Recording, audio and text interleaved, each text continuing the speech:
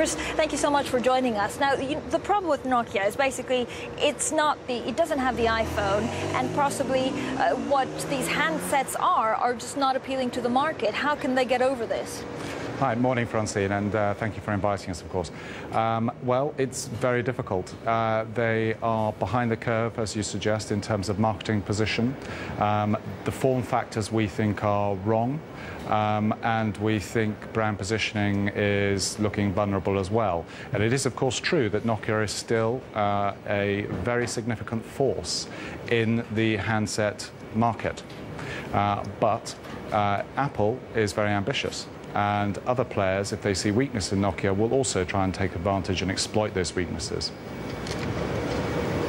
Chris, Nokia is actually looking for a new CEO, but that's not really going to fix the problems, or will it?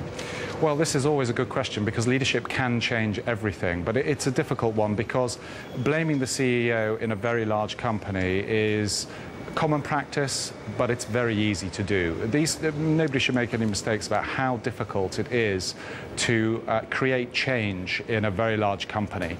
And in our view, part of the problem for Nokia is that there needs to be a complete cultural change. And this doesn't just mean the C-suite. This goes down through the management layers, in our view. And it's difficult to know if appointing any CEO... When you talk about cultural change, what exactly do you mean by cultural change? Is it that they don't understand who they're selling the phones to, how they have to market the phones?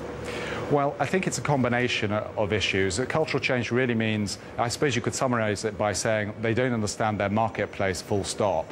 I mean, that would be a summary of cultural change. But I think essentially they need to re-examine the way in which they market their products and design them.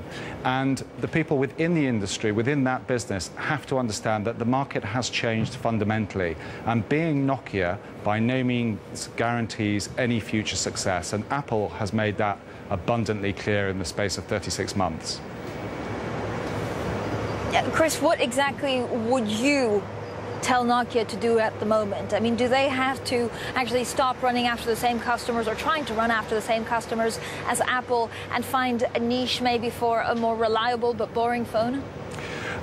Well, that's a very good question. Running after Apple's customers, I would argue, in fact, that what they're doing is trying to retrieve their own customers, which Apple have taken from them. So it's a question of winning back those customers, who many had great loyalty to Nokia for many years.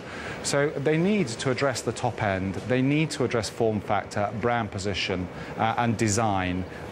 But they also need to be aware that Apple is intending to undermine them in their mass market space as well. So they have to keep an eye on that. So it's both ends. The whole organization needs shaking up.